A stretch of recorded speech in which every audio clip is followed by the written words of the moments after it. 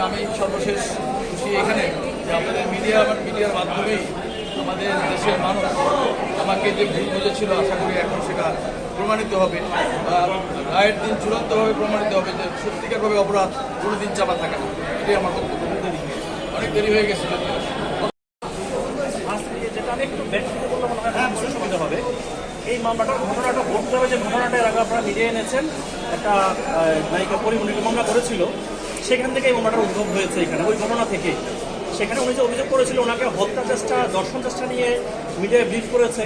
তার পরবর্তীতে ওনার বাসায় যে পুলিশ মামলাটা গ্রহণ করেছে, বাট তদন্ত যখন শেষ হলো আমরা দেখলাম সেখানে হত্যা চেষ্টা বা দর্শন চেষ্টার কোনো অভিযোগ প্রমাণ হয়নি, এবং সেখানে কোনো এই ধরনের কোনো ধারাও আসে। যে ধারাটা আসছে শ্লীলতাহানির চেষ্টা, আরেকটা হচ্ছে ওনাকে আঘাতের চেষ্টা, ভেরি সিম্পল দুটো ধারা আসছে। ইন এডিশন যেটা আসছে যে সেখানে ওই যে বাদিনী পরিমণি ছিল, উনি সেই ক্লাবে প্রবেশ করে ওখান থেকে কিছু অ্যালকোহলের বোতল পার্সেল নিতে চেয়েছিল, বিনামূল্যে রাজি না হওয়াতে উনি রেগে গিয়েছে, ক্ষিপ্ত হয়েছে।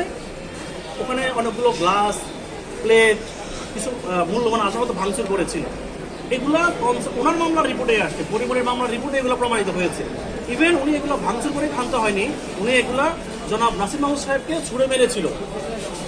এতে উনি বুকে আঘাত পেয়েছে, মাথায় হালকা আঘাত পেয়েছিল, ওখানে যেগুলো বলা আছে কতটুকু। তো তার ভিত্তিতে আমরা ওই নারী শিশু কোর্টে যখন আমরা হেয়ারিংয়ে আসলো চার্জশিটটা, তখন আমরা বলেছি যে যেহেতু তার রিপোর্টেই, পরিমণির করা মামলার রিপোর্টেই আসছে যে সে নিজেই ওখানে ভাঙচুর করেছে, তারপরে ভাঙা কাঁচের গ্লাসগুলো নাসির মাহমুদকে ভেঙে ছুঁড়ে মেরেছে, গালিগালাজ করেছে, পাশাপাশি সেও তার বোনকে ওখানে মেরেছে।